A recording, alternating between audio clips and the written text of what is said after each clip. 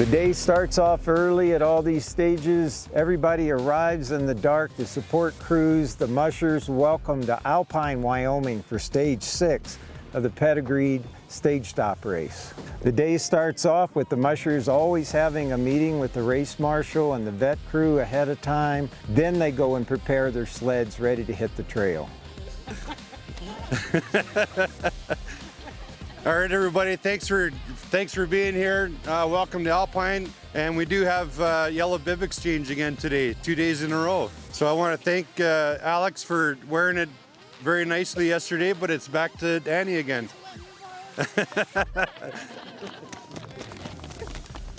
This is 4 out of 5 days, so just take it easy on the way. I mean, it promises to be a good trail out. Hopefully it's going to get, a little bit softer and chewed up on the way back. Control speed is a big thing. On those downhills especially. Not big hills, but still, it'll make a difference. They really went all out here today. This is a flatter, faster section of trail, but the biggest thing right here at the beginning, lots of fans. Oh yeah, so Katie Williams, the teacher of the trail, she works with all kind of different schools, and many school buses came out, 80 kids, another 100 here. Then the Swan Valley Elementary School, they stayed here all day. We had a big fan club, and the countdown has never been as vocal as today. The good sportsmanship they see out here with all these mushers, the dog care. I think, it's so hard here in the wintertime. It's so cold, and this gets the kids out of the classrooms and out and about, and it's a great thing. It's a good program. So not only all these kids were excited, but we also have a racer traveling with their kid, which is pretty cool to have a kid out on a sled dog race. Yeah, she actually just tried stealing your tripod, and Rachel was like, no, that's not ours, keep your hands off. It's really cool to have Rachel's daughter along. Rachel Courtney's daughter. Who is this? Sophie. She's my daughter. She's 2, and she runs dogs herself. She's got her own little sled, and she helps us. Oh, it's super important. Like, I love having her here. I love that she gets to meet so many different people, so many different dogs, and she's just outside so much too. So she seems to really enjoy it. So yeah, no, I love having her with me. So now back to racing. The mushers take a lot of time with their gear, and it's all very specialized for this type of race. And one of the mushers shared with us what they feel about sled design and the equipment they're using. So they weigh about 18 tons. They have a bag that we can put, 1 or 2 dogs in it. And I can show you, I add some equipment on it. It's really interesting. So I got a pulley inside. So if I wanna, put a dog in, and he's a little bit big and he's hard to get inside, I just have to hook the dogs here and just pull. So he's gonna be, in the bag, really easy. I have a weak arm from breast cancer. I would say like 10 years ago. I was stuck with a team for about 20 minutes because my snook was right in the snow, but really, really down. So he built me like a tool. So I put my handle from the snook right here, and I can push. This trail is typically one of the faster, smoother sections of trail, but what did you see out there today? Well, in the morning it most definitely was. There was surprisingly little snow machine traffic, which changed big time once we got closer to the turnaround. The first larger group started catching up. And on the way home, the trail wasn't so pretty anymore.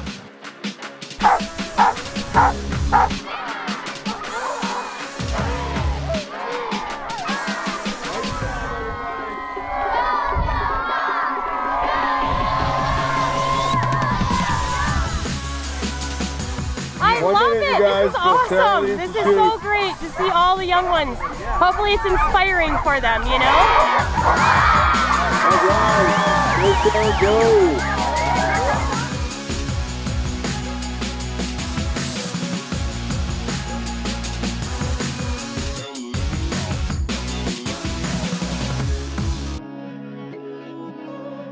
So the trail along the Grace River here this morning is about as good as I have seen it.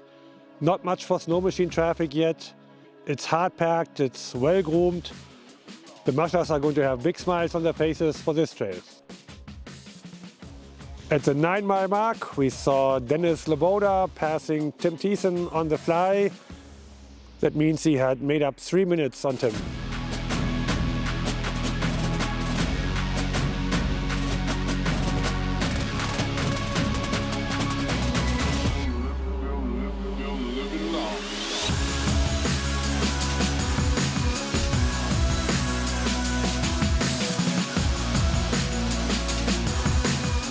Well, here we are a couple of 100 yards before the turnaround spot. Alex Crittenden just came by, followed by Annie Melo. They were very clearly inside of each other. So my guesstimate would be that Annie made about 2 minutes, 40 seconds on Alex to this point.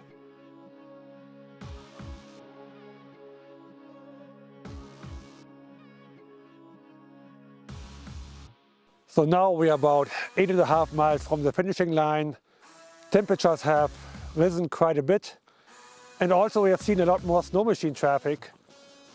So the trail has changed. It's not as nice and hard packed as I said it was earlier in the morning. It's actually gotten pretty soft.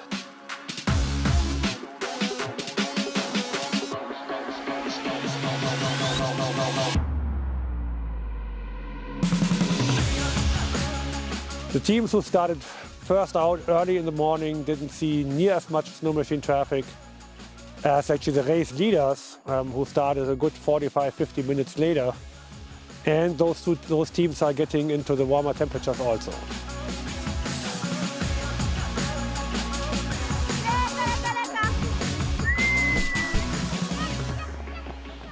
Yeah, I passed 2 teams, but I'm still way back in the pack, you know. But I will see the trails and I like it. We go outside, was really hard packed, but I just stay calm and say it's a long one again, and it's always tough when we come back.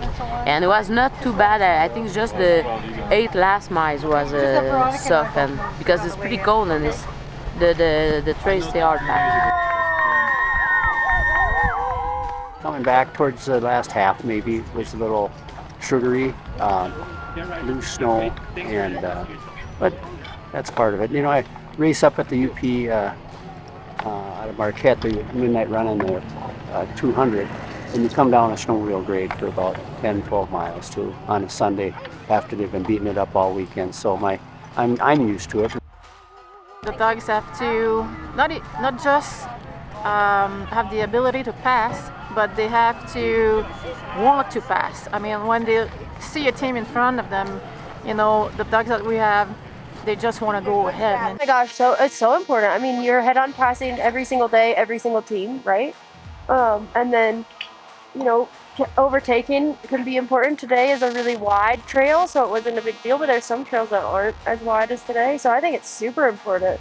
This is the 6th stage. We've got one more day here, and some of these positions are really close in times. You got some of the times there and how they did today? Yeah, well, already at the turnaround, it was foreseeable that Annie Melo had made up quite a bit of time on Alex. By the time they finished here, they were literally neck on neck. Alex finished 5 seconds, I think, behind Annie. So that was 3 minutes and 5 seconds faster. Another really tight race has been between Mike Bastian and Liz Thompson. But I think today, Liz pulled a good number. She came in 4th, I think, for the day. Yeah, she did. Regardless, you saw our team really moving out there today. Yeah, you mentioned that when I came in, that at mile 7, where you said that they were really trucking along. So this race can be determined not by hours or minutes. It literally can come into seconds. So they have timers keeping track of all this, and every little tangle, if you misjudge or have to load a dog, it can make a position change just within seconds. So now we're off to our next stage and final stage, stage 7 in Driggs, Idaho. We're heading off to another state actually, and this is when those seconds and minutes are going to matter. So this is it for the end of stage 6 for the Pedigree stage stop race.